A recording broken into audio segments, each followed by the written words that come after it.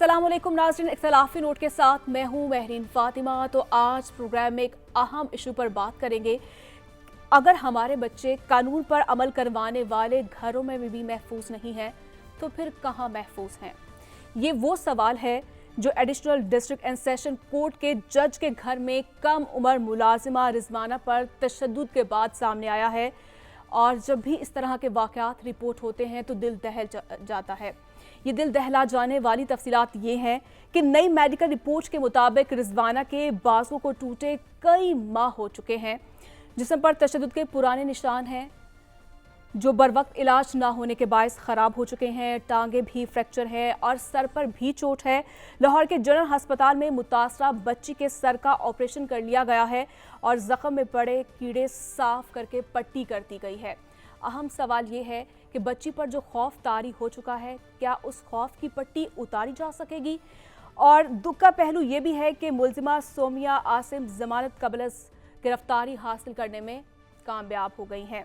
मुतल्लिका civil जज का मौक़िफ़ ये है कि उनकी बीवी गुस्से की तेज़ हैं मगर बच्ची पर तशद्दुद नहीं किया गया है। अगर तशद्दुद नहीं किया गया तो ये निशानात कैसे हैं, ये ज़ख्म क्यों हैं? और जिस तरह से हम देख रहे हैं कानून साजी हो रही है धड़ाधड़, और क्या जो पहले से मौजूद कवानीन है क्या उन पर अमल दरामद हो रहा है और ये किसकी ये जिम्मेदारी है और किस पर ये जिम्मेदारी आयद होती है, और क्या ताकतवर अशराफिया कानून से बालातर हैं? इसी पर आज हम अपने प्रोग्राम में डिस्कस करेंगे और हमारे पैनलिस्ट भी हमारे साथ मौजूद हैं। और इससे पहले रिजवाना की वालिदा ने कुछ इल्ज़ामात लगाए हैं, GTV से उन्होंने गुफ्तगू की है, पहले वो सुन लेते हैं।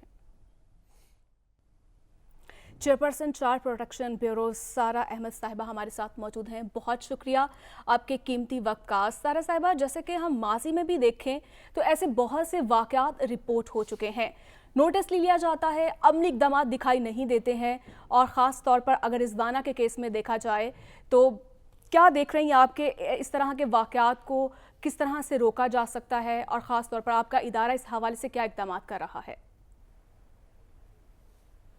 जी देखिए, बड़ा अफसोसनाक वाक़या हुआ है। मैंने ख़ुद पर्सनली भी मैं मिली हूँ रिजवाना से, मुझे पूरे पता है और मेरी टीम डेली बेसिस पे रिपोर्ट भी कर रही है कि क्या इम्प्रूवमेंट आ रही है and all that. The thing is कि सबसे पहले मुझे लगता है कि एग्जेम्पलरी पनिशमेंट जो है ना वो मिलना बहुत ज़रूरी है इस केस में। होता ये है कि कवानीन भी हैं, उनकी क्या होता है कि कन्विक्शन रेट जो है वो हमारे मुल्क में 1% है, मतलब सज़ाएँ नहीं मिलती, एंड में केस चलता है और सज़ा नहीं मिलती। जिस दिन एक एग्जेम्पलरी सज़ा दी जाएगी इस चाइल्ड टॉर्चर के केस में तो उसके बाद ये ऑटोमेटिकली जुर्म रुक जाएगा। तो मैं ये देखती हूँ कि जो हमारा प्रोसिक्यूशन, इन्वेस्टिगेशन और जो जुडिशरी का अमल है ना, ये पूरा प्रोसेस शुड बी एक्सपेडाइटेड। इसीलिए हमने रिक्वेस्ट की थी ऑनरेबल चीफ जस्टिस से कि वो सुओ मोटो लें और इस केस को रोज़ाना की बुनियादों पर सुने, क्योंकि जिस तरह दूसरे केसेस अहम होते हैं ये तो हमारा मुस्तकबिल है जो बच्चे हैं। प्लस एक और बात मैं आपको बताऊंगी, चंद सालों पहले एक और जज की एहलिया ने इसी तरह एक बच्ची पे तशद्दुद किया जिसकी वजह से वो चाइल्ड ट्रैफिकिंग का भी मामला था। इसकी वजह से पाकिस्तान जो है वो फैटिफ की ग्रे लिस्ट में आ गया था, फिर वो उसका नाम निकला पाकिस्तान का। अब ये इतना बड़ा ग्लोबल इशू बन गया है कि सिर्फ पाकिस्तान की बात नहीं है, ये आलमी सतह पर डिस्कस हो रहा है। रिजवाना का जो केस है, hashtag justice for Rizwana, and तमाम आलमी ऑर्गेनाइजेशंस जो हैं, child rights, human rights, there all they have kept N I on this case कि पाकिस्तान इस पर क्या कर रहा है। तो इट्स वेरी इंपॉर्टेंट कि एक सज़ा मिलनी चाहिए। दूसरी बात जो है, हमारे यहाँ मुल्क में पॉपुलेशन पे काम नहीं होता, फैमिली प्लानिंग पे काम नहीं होता। मुझे खुद कपल्स ने बताया, मुझे खुद लोगों ने बताया कि हम 6 से 7 बच्चे इसलिए पैदा करते हैं ताकि कुछ को भीख पे लगाएं, कुछ को घरों में मुलाजमत पे लगाएं जहाँ से उनको महीने के 20 से 30 हज़ार रुपये मिलते हैं। इस तरह जो है वो फैमिलियों का ज़रिए आमदन बना हुआ है। This is they operating a business like that. वो बच्चे पैदा ही इसलिए करती हैं to exploit them and they are being used as commodities. जी ठीक है, हसन साहब आपको सवाल करना चाह रहे थे। सारा साहिबा जी सारा साहिबा, मैं सारा साहिबा से पूछना चाह रहा था कि जो अदालत के बारे में इन्होंने फरमाया बात दुरुस्त है और हम सब का दिल इसमें बहुत दुखी है और इसमें तो क्या दो राय हो सकती है, हम इस पर अपना ज़रूर अभी आप इजाज़त देंगी तो कमेंट करेंगे। लेकिन उन्होंने सारा साहब आपने दरमियान में एक कन्विक्शन रेट की परसेंटेज बताई, आपने कहा पाकिस्तान का 1% कन्विक्शन रेट है। ये नंबर आपने कहाँ से लिया, ये किस चीज़ के कन्विक्शन रेट की बात हो रही है? جی یہ جو میں آپ کو کنوکشن ریٹ کی بات کر رہی ہوں وہ ہمارے پاس جو بچے ہمارے پاس جو کیسز رپورٹ ہوتے ہیں چائلڈ ٹارچر کے فار ایگزامپل پنجاب اس میں سے ہم دیکھتے ہیں جب وہ کیس چلتا ہے it is so costly to afford a lawyer in case اتنا لمبا 1 سے 2 سال وہ کیس چلتا ہے تو وہ جو وکٹم کی فیملی ہوتی ہے وہ اتنا افورڈ ہی نہیں کر سکتے. تو ہم نے دیکھا جی بالکل 100% میں آپ کو ایک صحیح اپنے پاس جو ڈیٹا ہے اس کے اکارڈنگلی خبر دے رہی ہوں یہ انفارمیشن دے رہی ہوں کہ 1% مجرموں کو اب تک سزا ملی ہے اور باقی سب جو ہیں وہ یا تو کمپرومائز ہو جاتا ہے یا وہ کیس اتنا لمبا چلتا ہے کہ وکٹم کی فیملی افورڈ ہی نہیں کر سکتی کیس کو پرسیو کرنا, اینڈ میں مجرم کو سزا نہیں ملتی فار واٹ ایور ریزن. لیکن 1% کنوکشن ریٹ رہا ہے. جو جتنے کیسز ہم نے ہمارے پاس ایک سال میں 250 کیسز رپورٹ ہوئے ہیں پچھلے سال جو وکٹم کی فیملی ہے یہ جو یہ بچے ہیں متاثرہ بچے ہیں ان کے والدین بھی تو مجرم ہیں جو یہ کام کرنے پہ مجبور کرتے ہیں. کیا وہ غیر قانونی کام نہیں کر رہے؟ تو کیا ان سے قانون کس طرح سے نمٹتا ہے؟ اس کی ریشو کیا ہے اس میں جی جی جی جی بالکل آپ نے بڑا ریلیونٹ سوال پوچھا مجھ سے. بالکل جو والدین رکھواتے ہیں کاموں پہ اور رکھنے والا دونوں مجرم ہیں ایکچولی کیس میں, اور قانون میں بھی دونوں کے لیے سزائیں ہیں. اور ہم نے تو اس کو مد نظر رکھتے ہوئے آئی پرسنلی فیل کہ جو رضوانہ ہے جب وہ صحت یاب بھی ہو جائے گی وہ اپنے والدین کے پاس جانی نہیں چاہیے واپس, کیونکہ اس کی والدہ نے مجھے خود بتایا ہے کہ ان کے رضوانہ کے علاوہ 9 اور بچے ہیں اور ان میں سے کچھ بچوں کو بھی انہوں نے ملازمت پہ رکھوایا ہوا ہے which is very shameful of course. تو میں یہ دیکھتی ہوں اگر رضوانہ کو ہم واپس دے دیتے ہیں والدین کے پاس جب وہ صحت یاب ہو جاتی ہے انشاءاللہ تو وہاں پہ she will again be placed at some other house as an employer. تو اسی لیے ہم نے چائلڈ پروٹیکشن بیورو نے آج کسٹڈی لی ہے. آج ہم نے صبح اس کی کسٹڈی لی ہے, پروٹیکٹیو لیگل کسٹڈی. جی یہ فرمائیے گا کہ چائلڈ پروٹیکشن بیورو کہ ایز اے چیئرپرسن کے ناطے آپ نے بچی کے حوالے سے کوئی درخواست یا کوئی ایسی کارروائی کرنے کا کوئی فیصلہ کیا ہے کہ آپ جو متعلقہ ذمہ داران ہے یا جو ملزمہ ہے اس کے خلاف کارروائی کی جائے؟ کیونکہ وہ تو ابھی بھی دندناتے پھر رہی ہے, ابھی بھی جو ہے وہ پولیس میں شامل تفتیش نہیں ہوتی جب وہ انویسٹیگیشن کے لیے بلاتے ہیں, اور شاید ایسے لگتا ہے ان کے لیے قانون ہی الگ ہے, نہ کوئی سو موٹو ہے, نہ کوئی ان کو سہولیات ہر طرح کی ان کو دی جا رہی ہیں, یعنی کوئی ایکشن لینے کو تیار نہیں ہے. تو آپ as a child protection bureau, اس ٹائم تو بچی پنجاب میں ہے, تو آپ کیا سمجھتی ہیں؟ بے شک وہ قانون اسلام آباد کا ایک الگ آ جاتا ہے امپلیمنٹیشن, تو پنجاب کے بطور آپ کیا ایکشن کرنے جا رہی ہیں؟ جی بالکل دیکھیں چائلڈ پروٹیکشن ویلفیئر بیورو کا قانون ہمیں کہتا ہے کہ ہم نے جو ہے وہ بچی کو پروٹیکٹیو کسٹڈی انشور کرنی ہے اور اس کے بعد جو ہے جو پروسیکیوشن انویسٹیگیشن جو باقی اکاؤنٹیبل ٹھہرانے کا ہوتا ہے عمل یہ پولیس کی ذمہ داری تھی. تو میں نے کیا کیا, جب میں نے اس کو وزٹ کیا اس کی والدہ نے بتایا کہ ان کو ہراساں کیا جا رہا ہے, ہراس کیا جا رہا ہے. میں نے آئی جی پنجاب سے ریکویسٹ کر کے اسی وقت وہاں پہ جو ہے انہوں نے کوآپریٹ کیا اینڈ سیکیورٹی فراہم کر دی گئی آئی سی یو وارڈ کے باہر جہاں پہ رضوانہ اندر داخل ہے.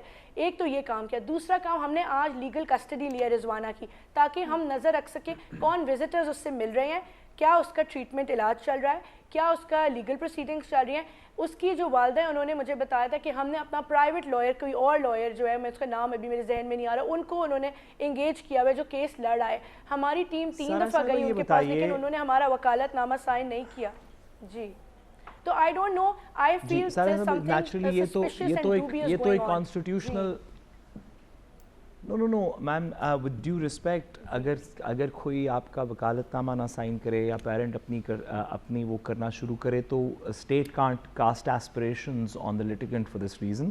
میں آئی ریسپیکٹفلی آسک, آپ نے قانون میں اپنی جو فرائض کی بات کی, اب سے کچھ عرصہ پہلے آپ کی ایک پریڈیسیسر سے میری ملاقات ہونے کا مجھے شرف حاصل ہوا. یہ کوئی ریسورسز کا بھی مسئلہ ہے پنجاب کے اندر, سم تھنگ لائک مور دین 100,000 اسٹریٹ چلڈرن ہیں. آپ کے پاس آپ کی رسپانسبلٹی امنگ ادر تھنگز آپ کے محکمے کی یہ ہے کہ ان کو اسٹریٹ سے اٹھا کے کسی سیف کسٹڈی کے اندر کہیں پہ ٹھیک جگہ پہ رکھا جائے, کوئی خیال رکھا جائے.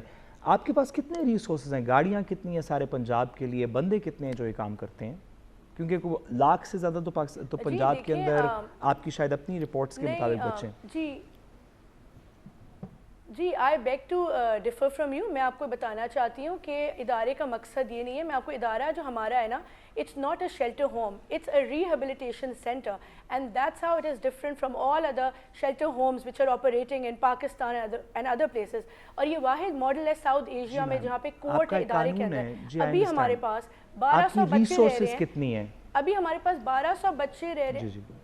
ریسورسز ابھی میں آپ کو ایگزیکٹ ڈیٹا گاڑیوں کا تو مجھے نہیں یاد کتنی گاڑیاں ہوں گی, لیکن جتنا ہے وہ ہمارے لیے کافی ہے.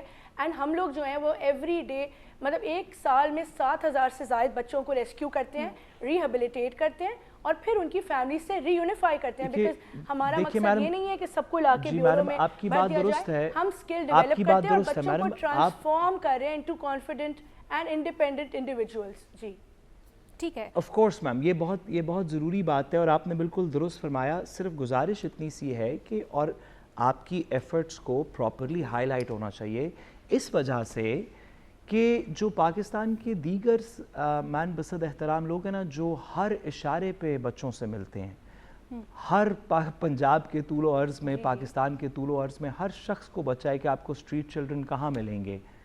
وہ پوچھنا چاہتا ہے کہ یہ ادارے اگر موجود بھی ہیں اور ہر شخص کو پتہ ہے کہ اسٹریٹ چلڈرن کہاں پہ ہوتے ہیں, تو کوئی مصمم پالیسی, کوئی ریسورس ایلوکیشن.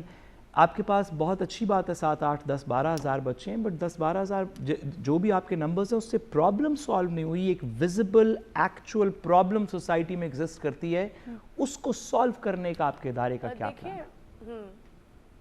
جی دیکھیں بالکل آئی اگری.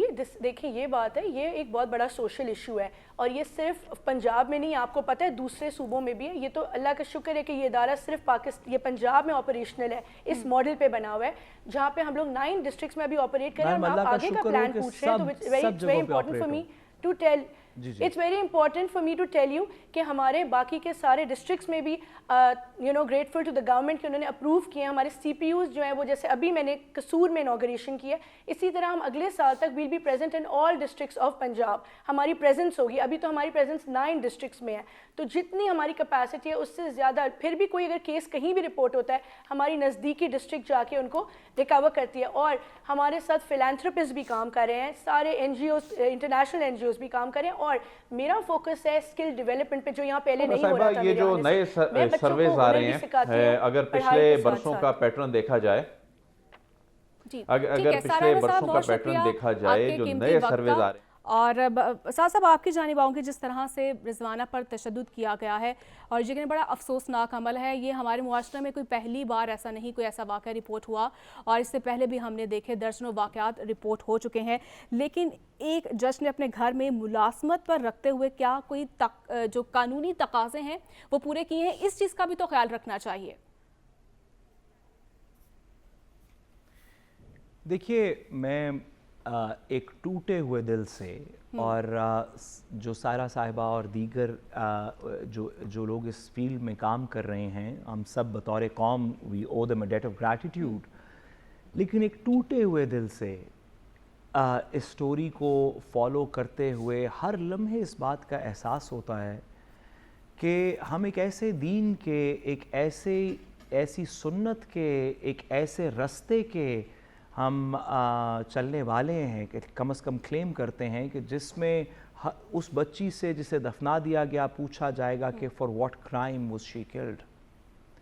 ایک ایسے رستے پہ چلتے ہوئے ہم نے یہ معاشرہ کیسے کریٹ کر لیا جہاں پہ ہم بچوں کو, آپ شروع کیجئے زینب بچی قصور سے لے کے اور یہاں تک آ جائیے, اس کے درمیان میں جو 4-5 سال ہیں, اس میں ایسے واقعات ہیں کہ اگر ہماری اپنی قوم نہیں ہوتی تو ہم سوچتے کہ پتہ نہیں اللہ کا قہر کیوں نہیں آیا ایک ایسے معاشرے پہ جو اپنے بچوں کو ایسے ٹریٹ کرتا ہو.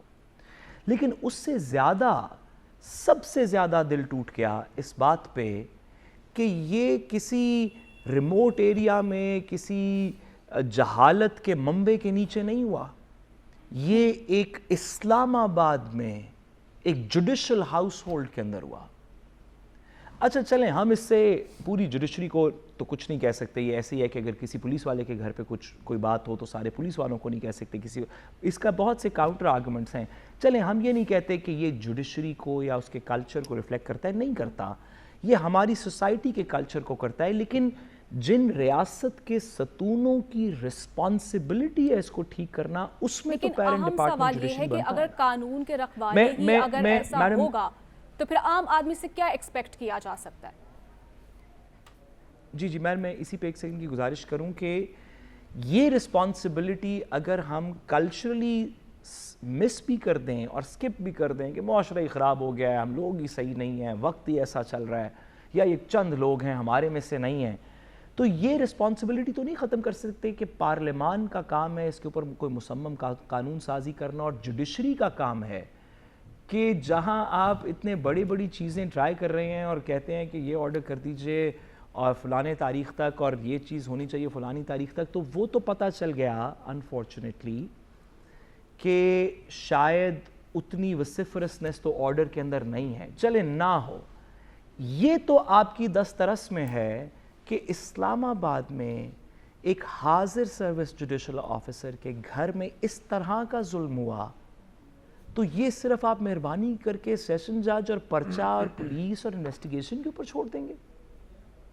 اس میں پیرنٹ ڈپارٹمنٹ کا کوئی لینا دینا نہیں ہے, کوئی کانشنس کہیں موو نہیں ہوا, کوئی چلے نہ لیں آپ سو موٹو, آپ کہیں کہ جی نہیں یہ ایک بچے کے لیے تو نہیں کانشنس آف دا کورٹ ہلتی, کانشنس آف دا کورٹ تو بڑے بہت چیزوں پہ نہیں ہلتی, تو نہ لیں, کوئی ایڈمنسٹریٹو سائڈ پہ پوچھ لیں, کو کسی کو طلب کر لیں, کو بلائیں, کو پوچھیں کیا ہو رہا ہے, کیسے ہوا, جس نے کیا وہ بھی اسی سسٹم کا حصہ ہے, جو سن رہا ہے وہ بھی اسی سسٹم کا حصہ ہے, جو بیل دے رہا ہے وہ بھی اسی سسٹم کا حصہ ہے.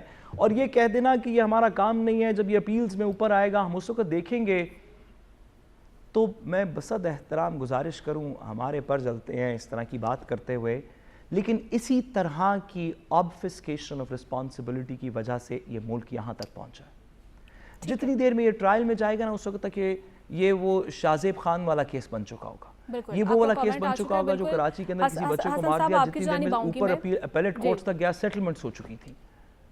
مہربانی کر کے اس کو وہ نہ بننے دیں, مہربانی کر کے اگر آپ کوئی آپ کے پاس کانسٹیٹیوشنل انٹرفیرنس پاور ہے تو خدا را وہ بچوں کے لیے استعمال کریں, کسی اور کے لیے اگر نہیں بھی کرتے تو بچوں کے لیے استعمال کر لیں. جی بالکل, اتنی سی بصد احترام. بالکل سعد صاحب آپ کا کامنٹ آ چکا ہے, مجھے حسن صاحب کی جانب بڑھنا ہے. حسن, جس طرح سے ڈاکٹرز کی جانب سے کہا جا رہا ہے کہ 48 گھنٹے بہت اہم ہے بچے کی صحت کے لیے, اور غالباً آپ کی ملاقات بھی ہوئی ہے, کیا صورتحال آپ نے دیکھی ہے, کیا بچی اب سٹیبل ہے؟ دیکھیں بات اتنی سی ہے کہ انسانیت جو ہے وہ سسک کر رہ گئی, لیکن مجال ہے کہ کسی نے سو موٹو لیا ہو.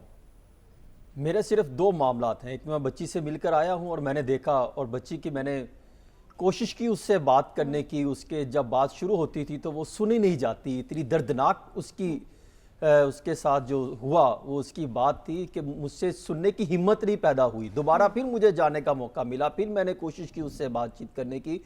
جس طرح وہ بتاتی ہے کہ گرم کر کے چمچے اس پر لگائے جاتے تھے, اور پھر جس طریقے سے اس کی آنکھیں نکالنے پر جو ہے وہ کوشش کی گئی, جس طریقے سے اس پر تشدد کیا گیا, اور پھر مطلب کہ اندازہ نہیں کر سکتے کہ ہمت نہیں پڑتی اس کی بات سنی جائے. اور مجھے دکھ ہوتا ہے کہ وہ عدالتیں جو رات کو 12 بجے رات دن یہ نہیں دیکھتی تھی, وہ سیاستدانوں کے لیے کسی ایک شخص کے لیے کھول دی جاتی تھی, تو یہ جو ایک جج کے گھر میں یہ جو ہے وہ انصاف کی دھجیاں اڑائی گئی, تو اس پر کیوں نہیں ابھی تک سو موٹو لیا گیا؟ حسن جوڈیشری نہیں, وہ پارلیمان جو قانون وہ بھی پارلیمان بھی, دیکھیں پارلیمان بھی ذمہ دار ہے, وہ عدالت بھی ذمہ دار ہے, تو اس پہ بھی ایک قانون سازی کر دے. یہ بات میں ایگری ہوں میں آپ کے ساتھ رسول صاحب. دیکھیں میں بچی کو مل کر آیا ہوں اور میں نے اس بچی کو دیکھا ہے, جس طریقے سے اس پر تشدد کیا گیا, جس طریقے سے آپ اندازہ کریں, آپ کو جب کسی پر تشدد ہوتا ہے نا, تو یہ جو سر کے اوپر 2 دائیں اور بائیں جانب جو زخم ہے نا, وہ سوکھ کے وہ اتنے گہرے ہو چکے ہیں کہ وہ جب اس پر میڈیسن لگاتے ہیں تو وہ بھی جو ہے اس کو آوازیں نکلتی ہے, وہ روتی ہے کہ اس پر ہاتھ نہ لگائیں. وہ بچی نے ایک جملہ بولا کہ جہاں پر زخم تھے وہاں پر نمک کی طرح مجھے وہیں پر جو ہے تشدد کیا جاتا تھا, اور میں بھاگتی تھی اور مجھے رونے نہیں دیا جاتا تھا, بھوکی رکھا جاتا تھا. یہ بچی کے الفاظ ہیں, اور جو اس کی حالت ہے دیکھی نہیں جاتی.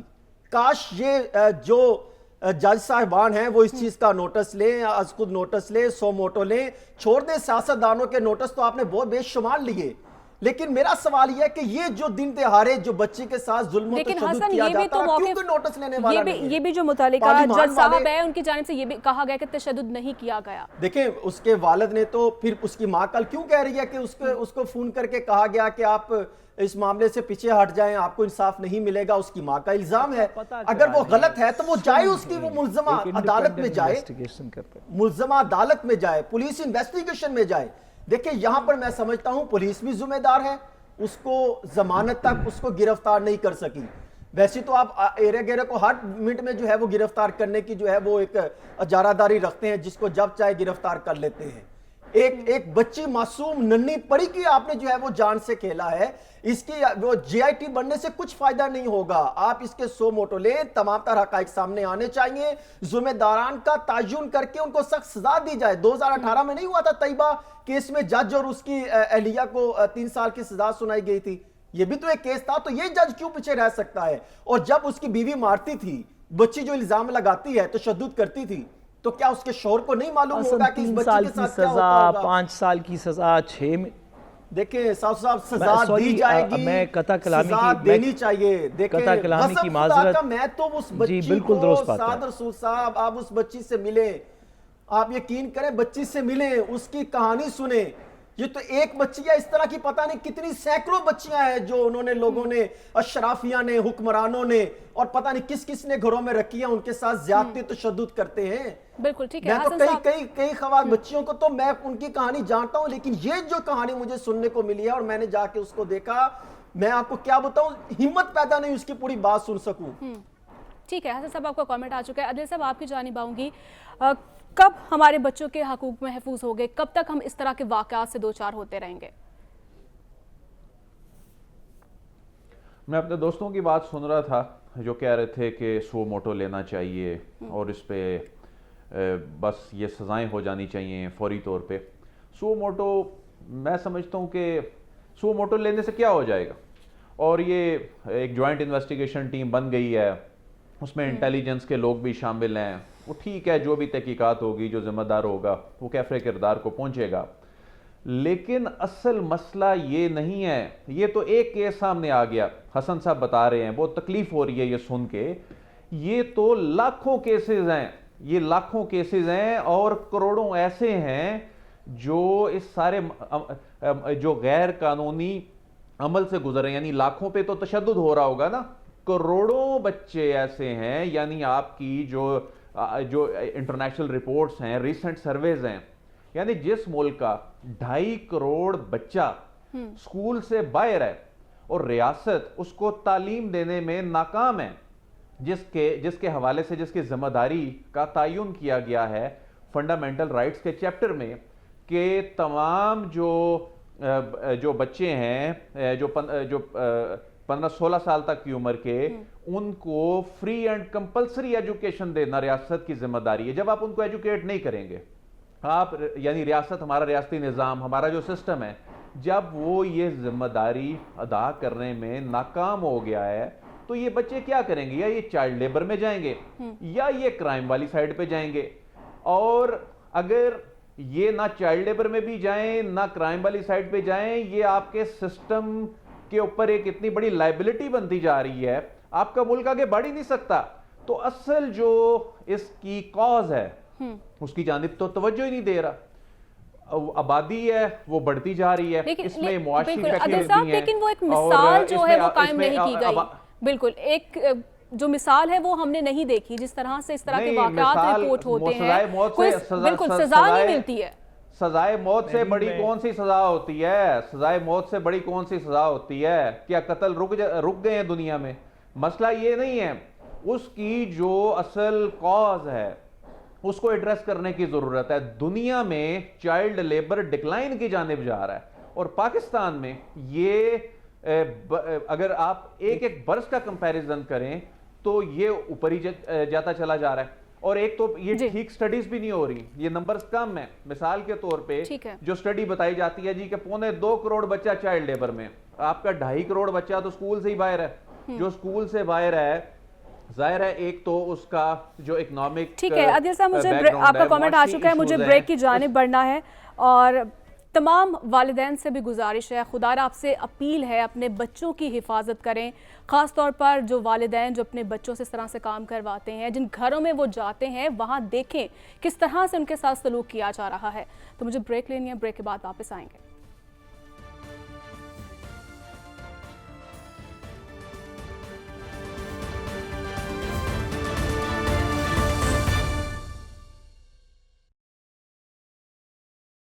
ویلکم بیک ناظرین، یہ حکومت تو 2 سے 4 دن کی مہمان ہے اور نگران وزیر اعظم کے لیے بھی مشاورت جاری ہے۔ ابھی تک کوئی حتمی نام سامنے نہیں آ سکا ہے، تو پی ٹی ایم حکومت نے 9 اگست کو اسمبلیاں تحلیل کرنے کا بھی اعلان کر دیا گیا ہے۔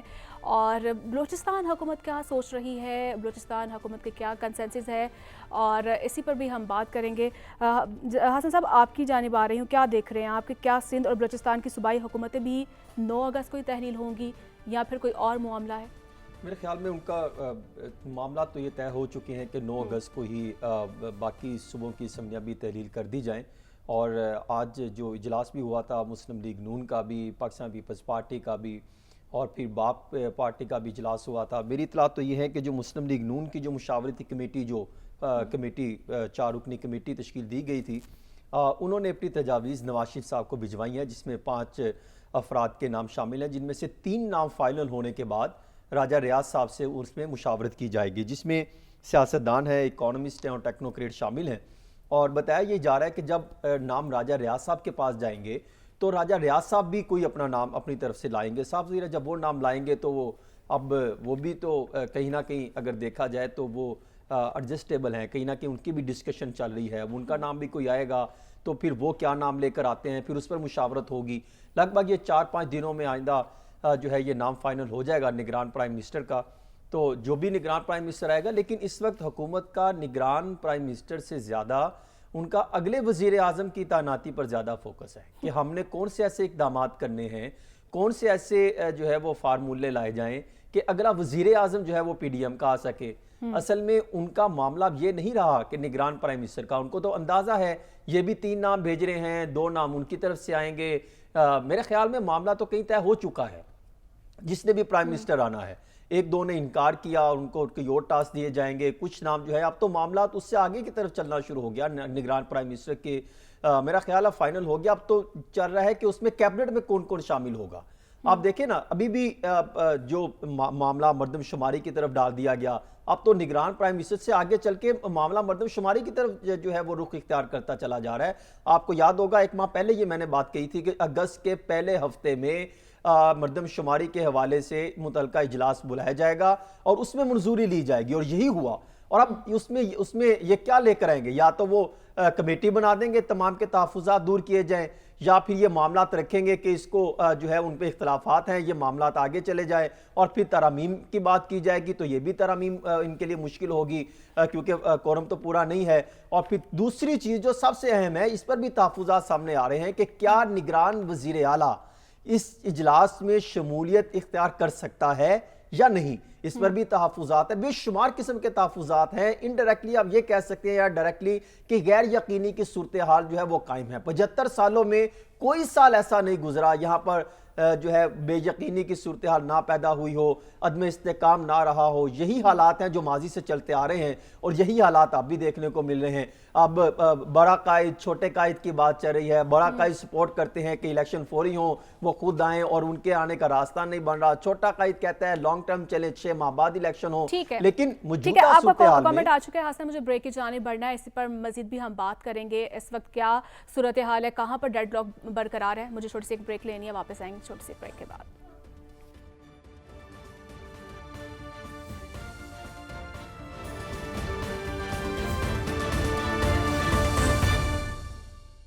ویلکم بیک ناظرین، سعد رسول صاحب آپ کی جانب آؤں گی۔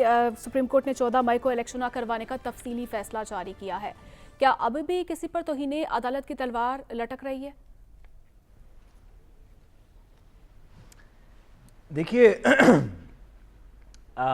سپریم کورٹ نے ایک حکم پاس کیا کہ فلاں سب لوگوں کو سننے کے بعد، الیکشن کمیشن کو سننے کے بعد، ان کے ریزرویشنز کو مد نظر رکھتے ہوئے، فائنانس منسٹری کو بلانے کے بعد، اسٹیٹ بینک کے گورنر کو ڈائریکشنز دینے کے بعد، تمام interior ministry, ministry of defence, سب کو سننے کے بعد سپریم کورٹ نے ڈائریکشن دیا. اس ڈائریکشن کی 14 تاریخ کو امپلیمنٹیشن نہیں ہوئی. اب ہم اس کے تحریری فیصلے، اس میں وجوہات اور ان وجوہات سے کی پگڈنڈیوں پہ چلتے ہوئے کنٹیمپٹ کی پروسیڈنگز کس کس جگہ سے گزرے گی، اس کے اوپر بہت سی بحث کر سکتے ہیں. لیکن کیا فائدہ ہوگا ان کنٹیمپٹ پروسیڈنگز کا جب عدالت عظمیٰ کا اوریجنل آرڈر تسلیم نہیں کیا گیا حکومت کی طرف سے؟ وہ کہتے ہیں کہ یہ آرڈر ہی نہیں ہے، 3-2 کا آرڈر ہے. جب اوریجنل آرڈر نہیں تسلیم کیا گیا تو عدالت نے یا چیف جسٹس صاحب نے یا دیگر لوگ جج صاحبان نے کوئی روسٹرم سے اتر کے، کوئی بینچ سے اتر کے آ کے تو کسی کو کنٹیمپٹ نہیں لگانی نا، کسی کو حکم ہی دینا نا کہ پولیس کو کہتے ہیں کہ ہم فلانے کے خلاف یہ ایکشن کریں. اگر مشینری جو ایڈمنسٹریٹو مشینری آرٹیکل 190 کے نیچے سپریم کورٹ کے تابع ہے، اگر اس میں اور سپریم کورٹ کے ٹھیک ہے، فیصلے صاحب کے آپ کا درمیان کامنٹ میں آ بریک چکا ہے. جائے مجھے تو اس عدیل سے اگلی صاحب بات کی جانب کرنے کا بڑھنا تو ہے کوئی فائدہ کیونکہ ہی نہیں وقت کہ بہت contempt کم ہے میرے پاس. کس کے ٹھیک ہے خلاف ہوگی. عدیل صاحب آپ کیا دیکھ رہے ہیں؟ اب ہمیشہ آپ کہتے رہے ہیں کہ الیکشن جو ہیں وہ مشکل ہی دکھائی دیتے ہیں کہ ہوں بر وقت. دیکھ رہے ہیں آپ کہ اب الیکشن جو ہیں آئینی مدت میں ہو جائیں گے؟ کل کا دن بڑا اہم ہے. کل جو مشترکہ مفادات کونسل کا اجلاس ہے، اس اجلاس میں اگر منظوری دے دی جاتی ہے مردم شماری کی، جو نئی ڈیجیٹل مردم شماری ہے، تو یہ آئینی بائنڈنگ ہو جائے گی 51(5) کے تحت الیکشن کمیشن کے لیے، جو کہ بظاہر اس بات کے لیے تیار بیٹھا ہے کہ اس کے لیے یعنی جو لاسٹ جو پبلشڈ جو گزٹ میں جو آبادی کے اعداد و شمار ہیں اس کے مطابق حلقہ بندیاں کرنی پڑیں گی. اچھا، حلقہ بندیوں میں حلقوں کی تعداد کم زیادہ نہیں ہو سکتی. اس کی ریزن یہ ہے، اس کے لیے آئین میں ترمیم کرنا ہوگی، تو 2/3 اکثریت والی تو صورتحال ہے ہی نہیں. صرف باؤنڈریز ری ایڈجسٹ ہوں گی پاپولیشن کے لحاظ سے. تو ایسے میں یہ صرف حد بندیاں ہوں گی، ایک فارمیلٹی ہوگی اس آئینی تقاضے کو پورا یعنی یہ پھر انٹینشن ہوگی نا الیکشن ڈیلے کرنے کا، کہ اگر ایک اس سٹیج پہ جا کر ان کو یاد آیا کہ اب جاتے جاتے مشترکہ مفادات کونسل کا اجلاس بلا کے، حالانکہ اس میں کئی مہینے لگتے ہوتے ہیں، برس بھی لگ جاتے ہیں کنسنسس پیدا کرنے کے لیے، تو اس کا مطلب ہے کہ یہ پھر ایک انٹینشن تھی کہ الیکشن آگے لے کے جانے ہیں. اگر کل اس کو نوٹیفائی کرنے کی منظوری ہو جاتی ہے تو کم از کم بھی جو جلد سے جلد الیکشن ہوں گے وہ فروری 2024 سے پہلے نہیں ہو سکتے، کیونکہ 4 مہینے الیکشن کمیشن کو کل کی تاریخ سے بھی اگر ہم چلیں تو اس کے بعد بالکل پروگرام کا وقت ختم ہو چکا ہے. بالکل جی بالکل حسن صاحب، آپ کے اس سوال کا جواب کل کے پروگرام میں ہم لے لیں گے کیونکہ وقت ختم ہو چکا ہے. لیکن کل کا جو دن ہے بہت زیادہ امپورٹنٹ ہے، کل بڑی بڑی ڈیولپمنٹس بھی ہو سکتی ہیں، تو کل کے پروگرام میں اسی پر ہم بات کریں گے. اس کے ساتھ مجھے اجازت دیجیے، اللہ حافظ.